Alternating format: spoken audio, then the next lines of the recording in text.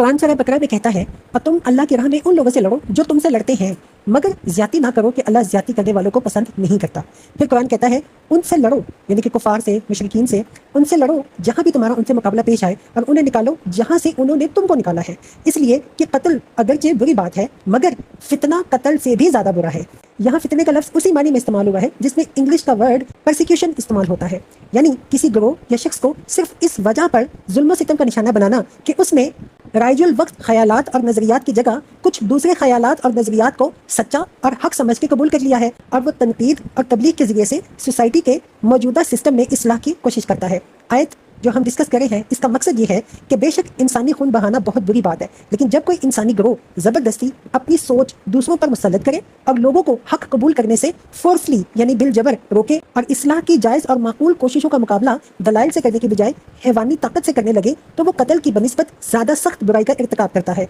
और ऐसे गिरोह को पावर से, तलवार से हटा देना बिल्कुल जायज़ है। कुरान कहता है वक़्तुलूहुम हैसु सक़िफ़्तुमूहुम व अख़रिजूहुम मिन हैसु अख़रजूकुम वल फितनतु अशद्दु मिनल क़त्ल। फिर मज़ीद कुरान आगे कहता है वला तुक़ातिलूहुम इंदल मस्जिदिल हराम हत्ता युक़ातिलूकुम फ़ीह फ़इन क़ातलूकुम फ़क़्तुलूहुम कज़ालिका जज़ाउल काफ़िरीन फ़इन इंतहौ फ़इन्नल्लाहा गफ़ूरुर रहीम। और मस्जिद हराम के करीब जब तक वो तुमसे ना लड़े तुम भी ना लड़ो, मगर जब वो वहाँ लड़ने से ना चूके तो तुम पे बेतकल्लुफ़ उन्हें मारो कि ऐसे काफिरों की यही सज़ा है। फिर अगर वो बाज आ जाए तो जान लो कि अल्लाह माफ़ करने वाला और रहम फरमाने वाला है। यानी तुम जिस खुदा पर ईमान लाए हो उस खुदा की सिर्फ ये है कि बदतर से बदतर मुजरम और गुनहगार को भी माफ़ कर देता है अगर वो अपनी बागियाना तरीके और रविश से बाज आ जाए। यही सिर्फ तुम भी अपने अंदर पैदा करो। तुम्हारी लड़ाई इंतकाम की प्यास बुझाने के लिए नहीं होनी चाहिए, बल्कि अल्लाह के दीन का रास्ता साफ करने के लिए होनी चाहिए। जब तक कोई गिरोह, कोई ग्रुप अल्लाह की राह में